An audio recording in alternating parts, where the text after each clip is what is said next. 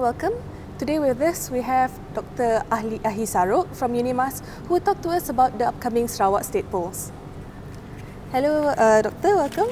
Welcome and very good morning. Yes, very good morning. Doctor, what are the issues that you see arising from the state elections this year? To me, there are issues from both the opposition and also the government. For the opposition, they will concentrate on high cost of living, the GST, lack of development in Sarawak after Sarawak has been independent for the past 53 years. The lack of, for example, I take Mambong, for example, 40% of the area has not received any treated water supply. And of course, the high cost of living because of the reduction of GST. Okay, and for the opposition, for the government, they will concentrate on the development of the rural areas in which more than 1 billion has been pumped by the state government to bring development into the rural areas. On top of that, there are promises that they will be bringing more development in the form of Pan-Borneo Highway, in the form of electricity from the grid line, and also treated water supply. But development does not come instantly. There must be strategic planning on how to bring about development. Of course, in the next 4 or 5 years, there will be still a lot of places which will be still underdeveloped because of their distance and because of the terrain and a lot of things, the environment in which it is difficult for the government to bring in development instantly. There's a lot of increased support for BN due to the popularity of Chief Minister Sri Adenan Satems. How much significance do you think the Adnan influence will have come polling day? During the polling day, I think those in the rural areas will give him a strong support, especially from PRS, from the other component parties in whose voters are majority from the rural areas. But for those in the town area, I think they will stick to the opposition, just like in the past. But of course, they will be swing in 2 or 3 areas, just like probably Batu Kawah, Batu Kitang, even in Pujut and Piasau. Why the swing? Why the swing? Because of the popularity of the candidate. And of course, in certain cases, the action taken by Adnan, the 53 action taken by him, probably have some impact on the voters. In the past, we see that the opposition concentrate on the former CM, now who is the present TYT of Sarawak. Everything was against the PM, and now the opposition is using the strategy, vote Adnan, vote for PM, vote Adnan, vote Najib. Probably this slogan will still capture the minds of the town voters who are more exposed to the social media, unlike the voters in the rural areas who are less exposed to the news from the social media. Sir, DAP and PKR have been at loggerheads over seat allocations. They will face one another in 6 seats. What will be the impact of this kind of infighting? The infighting first is because they are unable to find consensus who is supposed to be the right candidate for that right area. I take, for example, in Mambong, which is very close to my heart. I'm a voter from there. The PKR candidate has been doing his groundwork for the past, since 2011, after he failed in his first attempt. And in 2013, when he stood again for the parliamentary election, he failed. And since then, he has been trying to be very close to the voters. He visit those who are sick. He visit almost at every function. If people invite him, he goes there. And whereas for the the DAP candidate, he just started, I think 2 or 3 months ago. Because before that he was a civil servant, and as a civil servant he cannot afford to go around canvassing for support.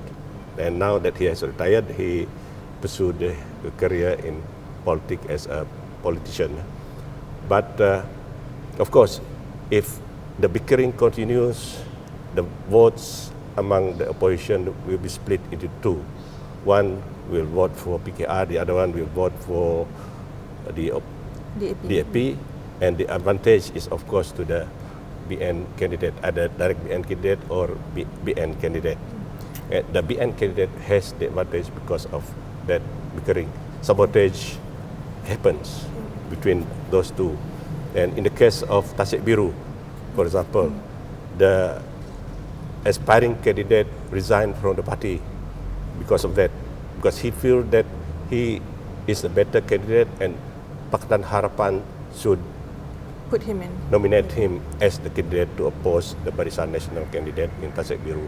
Okay, BN also has its fair share of infighting with two breakaway parties, like you mentioned before. And this has caused BN to field direct candidates in a few areas. What is the impact of BN's infighting?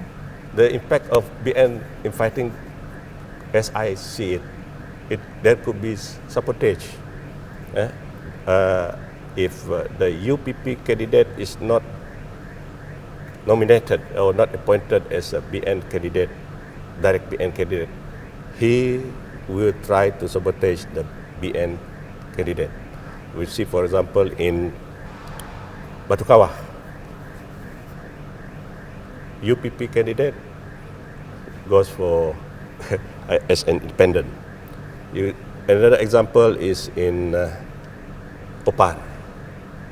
The SUPP candidate who has been lobbying for the seat was not chosen, but instead a UPP, the incumbent, was chosen. So he too stood as an independent candidate. The same also applies to Unkelili, and Pakan, where you have both those not chosen under the BN ticket and the incumbent was chosen as a direct BN candidate. They fill in their nomination paper and contest in the election, and this is of course a disadvantage to the direct BN candidate, because voters will be split. Is this enough to make the area fall to opposition? It all depends on the strength of the opposition. But in Opar, for example, there are 4 corner fight, and if there are 4 corner fight, the BN candidate has the advantage. The same also goes to Unkelili. There is a 3 corner fight, and if there is a 3 corner fight, the advantage will go to BN direct candidate. Let's talk about the cabinet, the state cabinet. Who do you think will be Deputy Chief Minister replacing Tan Sri Alfred Jabu? My choice of the Deputy Chief Minister who will replace Datuk Petinggi Tan Sri Alfred Jabu will be Douglas Ugah, Datuk Ahmad Douglas Ugah, because he has been picked by the PBB to contest in Bukit Saban state seat, and probably after he win the election, the Chief Minister will pick him as his deputy to replace Tan Sri Datuk Petinggi Tan Sri Alfred Jabu. But of course, there are others who are also aspiring. For example, Tan Sri Datuk Amar James Masing, who is the president of PRS, and among the Badayu, they want Datuk Sri Michael Manyin to be picked. I saw it in the WAS group to be picked as the deputy, because he has been serving the state for so many years, while as Datuk Amar Douglas, he has already a comfortable post at the federal level where he can help a lot of Sarawakian as a minister for perusahaan utama.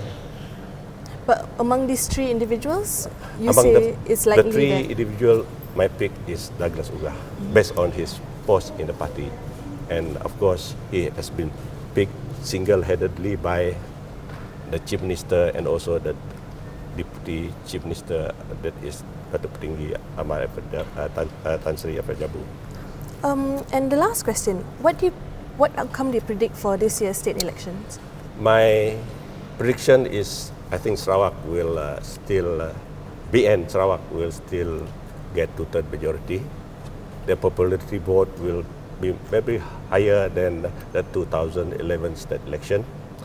All the 11 state seats, new state seats, will go to the BN because I think the opposition has not been able to make any breakthrough or inroads into these 11 state seats, new 11 state seats. Thank you so much for being with us today, Dr. Ahi. My name is Dina Murad. You're watching Star TV. Thank you very much for watching.